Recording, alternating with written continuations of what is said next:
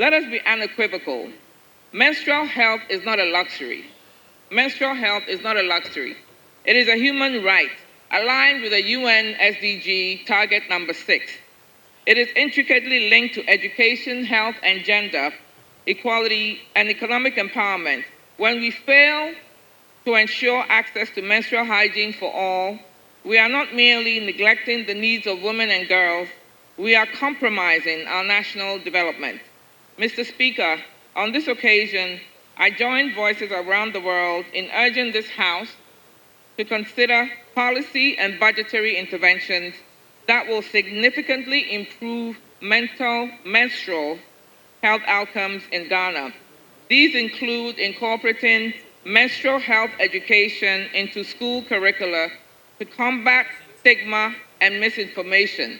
There's a lot of myth and stigma. Some communities even consider the monthly cycle as taboo, so girls and women cannot participate in certain activities during that time.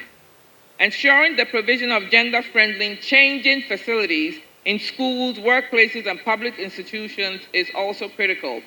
Mr. Speaker, it is disappointing that we continue to witness lack of urgency and commitment in addressing hygienic needs of our schoolgirls and women. Despite numerous promises, we have seen very little on the provision of gender-friendly sanitation facilities essential for safe and dignified menstrual hygiene management. The President and the government must be reminded that platitudes and symbolic gestures are not enough.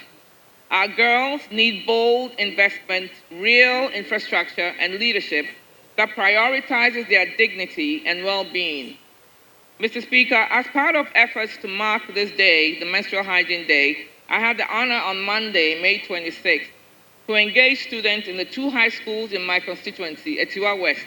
The schools were Bomosu STEM Senior High School and the Kwabing Anglican Senior Technical High School, where we spoke to them on menstrual hygiene and the urgency and the importance of mental wellness and teenage pregnancy.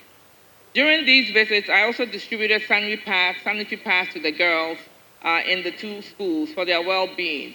The education was very important. The girls interacted, and you could tell that they were very interested, and you could tell that education was really needed there, especially teenage pregnancy. Menstrual Hygiene Day reminds us that no woman or girl should be held back because of their monthly period.